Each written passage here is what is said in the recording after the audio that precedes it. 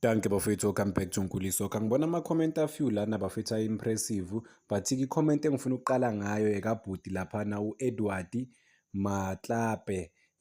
Kgopela tshwarela abuti fane ya hao a ke pronounce pila mara ke a zama wabo. Re kene ko commenting ya hao ro abuti o reng.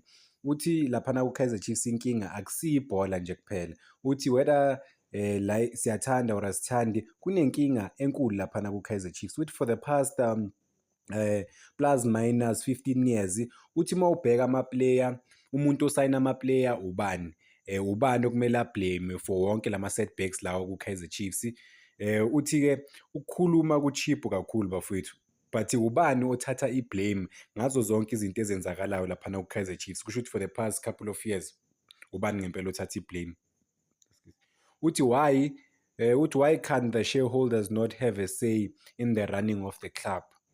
Or ukhuluma la ngokuthi abaphathi ama-shareholders ngoba phela kusiyabo umtawu ngiphela ukuthi maybe ba-own i-Kaizer Chiefs maybe 100%, maybe khona abanye aba-ownayo. Asiqhubeke ngestatement sakhe laphana. Uthi i-club ye-Kaizer Chiefs run umuntu oyedwa na. If sifuna ukubona i-Kaizer Chiefs inama-player laphana kuBafana Bafana, kumele benze into e-right, bathenga ama-quality players azokwazi ukukhompitha namanye ama-team. Uthi-ke quality coach, not ukuthi bakhathe ama-cost, babe ne-approach ukuthi bakhathe ama-cost. I mean, this is a powerful statement bafowethu esingadive kuso sikhulume. I mean, I like ama-fans bafowethu aneqiniso. I like the statement. Ngiyasibona ukuthi i-statement esi-right kakhulu. I mean, ama-fans inkinga babalekela iqiniso li-straight bafowethu. Siyazi ukuthi i-Kaizer Chiefs for the past 10 years or so, mawubheka i-caliber of ama-players abawasayinile bafowethu, akekho umuntu onga-agreeya 100% athi basayine ama-player right. Bheka i-striker abasayinile for the past 10 years ukuthi zinjani, zi-contribute kangakanani le-striker lezi. Aziyenzelanga lutho i-Kaizer Chiefs i-striker. Sikhuluma ngo-Gonzalez, sikhuluma ngo-Caleb, sikhuluma ngo-Sayile, sikhuluma ngo-Shiva Viro.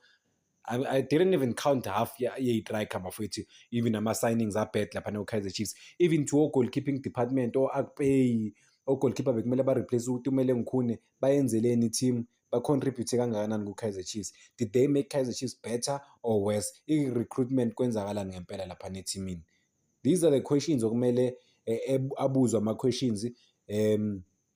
Nayo-ke inkinga enkulu.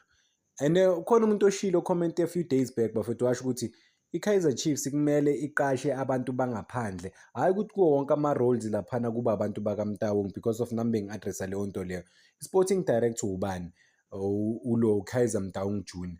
I-chairman siyazi ukuthi ubani owaqala i-Kaizer Chiefs. And then ubheke bonke ku-marketing department kuningi ama-leaders ku-Kaizer Chiefs abantu bakamtawong kuphela. Manje bakhulisa umfana lo mncane ozo-take over ngelinye ilanga naye i-Kaizer Chiefs. So kuleka equality even from i-management bafowethu, because of umuntu beyithanda i-Kaizer Chiefs oyi-formula. Unfortunately akasenawo amandla ukuthi abe hands on ku-every department.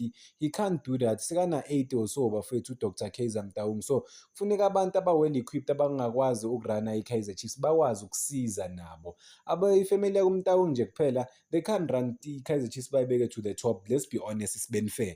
Bhekani wonke ama-teams bafowethu enza kahle emhlabeni, umhlaba wonke. Noma kuthiwa i-family business, but-ke bathatha abantu abangaphandle, balanda abantu aba-skilled, balwela ama-sporting directors a-right, balwela ama-managers a-right, a-collaborate, basizane bonke bafowethu, ubheke ukuthi izinto zenzakala kanjani. If bona bafuna ukuba ne-say, ababe ne-say, but-ke babeke abantu aba-right, bakwazi uku-account. The biggest problem ukuthi for ukusayina ama-player, they've signed bad players. UBobby Motaung njengoba ne-power naye ku-Kaizer Chiefs, sesiyazi ukuthi sporting director uBobby uthe yena ustepe out kancane because of bekune-pressure e-serious. But guess what bafowethu, basasene-power, abantu abane-power abantu bakuMtaung abenza wonke ama-decision, and then bazokwazi bazo-accounta kubani bona, because akekho umuntu bazo-accounta kuye bafowethu. Abantu kumele baphushe izinto, bekumele baphushe izinto serious, obviously ama-shareholder.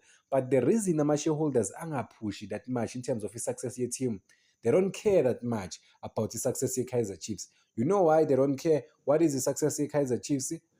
I-success ye-Kaizer Chiefs, according to ama-fans, success is different. According to ama-fans, i-success ukwina ama-cup. According to the marketing side of i-Kaizer Chiefs, it's not ukwina ama-cup, i-success ye-Kaizer Chiefs. ukwenza imali. Guess what? They haven't dropped in terms of ukwenza imali. Ama-shareholders, they're getting their dividend even way more higher than the previous years, like Kaizer Chiefs beyi-successful khona in terms of win ama-cup kakhulu, kusayina ama-players a-right, bebaphezulu, bebaperforma week in and week out, bebacompetela for every competition, bebafiyede. Uma ubheka manje Kaizer Chiefs ama-team awasayisabi. For the past 10 years Kaizer Chiefs awasayisabi. Bekunzima ukudlala ne-Kaizer Chiefs, bekungekho lula bafethu. I remember this game vividly. iJomo Cosmos idlala ne-Kaizer Chiefs, last game of the season, last game or second last game of the season. iJomo Cosmos, they have to beat i-Kaizer Chiefs ukuthi basurvive relegation. Kaizer Chiefs ayizange bazwele, they were ruthless on that day. Still Kaizer Chiefs that day bashaya 3 goals, ngathi igame yaphela 3-1. So mangikhumbula ngama-match lawo ngiyabona ukuthi Kaizer Chiefs beku-right track ngempela, i-highly competitive. I don't know if i-arrogance yabo yibe basethe back bafowethu. That arrogance, if niyayikhumbula le arrogance le yakaMashamayite, Mandla Masango noTumile Nkhune, wacishe wahamba, ama-players amaningi wahamba because they were fighting for ama-better contract. What happened then? Because of i-core base ye-Kaizer Chiefs yahamba, baluza umuntu bekaba yi-captain yabo uMashamayite laphana emuva, baluza oMandla Masango, baluza namanye ama-core players, a-replace lawo ma-player, a-replace ubani kwaqala lapho.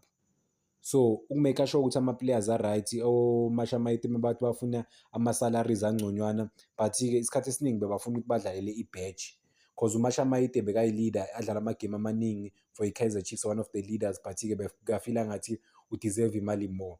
So but ku-Kaizer Chiefs banayo leyo history of i-arrogance. Even you can even go back to Brian Baloyi, athi bam-offer bamehlisela imali, cabanga kunokuthi bamkhuphulele imali, afila ngathi udeserve more, iMamelodi Sundowns yakwazi ukumthatha. So khona i-decision making yaku-Kaizer Chiefs, but-ke okay, back then bengaba-affect kakhulu leyo decision making, but manje in modern times bafethu, kuma-late 2020s, kuma-late 2010s, I mean, or after 2015, 2016, besase-strong i-Kaizer Chiefs, but you could see ama-cracks kubo ukuthi hayi man, akusaseyile i-Kaizer Chiefs le. And then-ke last season-ke, past 5 season beyi-worse bafowethu. There was just something off about the team. Abantu kumele ba-account-e i-management. Are they accounting? Well, ba-account-a kubani ngempela? Stake shareholders bathola yonke imali yabo bafethu back iphelele. Yonke imali iphelele in full, even more. Bakutshela ukuthi bathengisa izinto, bakutshela ukuthi ibhizinisi labo liyakhula, one of the biggest brands sport brands in South Africa. So I mean, bathola imali yabo. So the fans side, ama-fans kuphela afuna i-success in terms of ama-cup, but bona they are successful because of ibhizinisi labo run smooth. That is why they don't feel the need ukuthi baphushe too much for izinto. Cela ukuyibamba laba fethu. Danko, ngakhohlwa uku-like and subscribe. If you love the video, you can like. If you love the content, you can like and you can subscribe. Danko.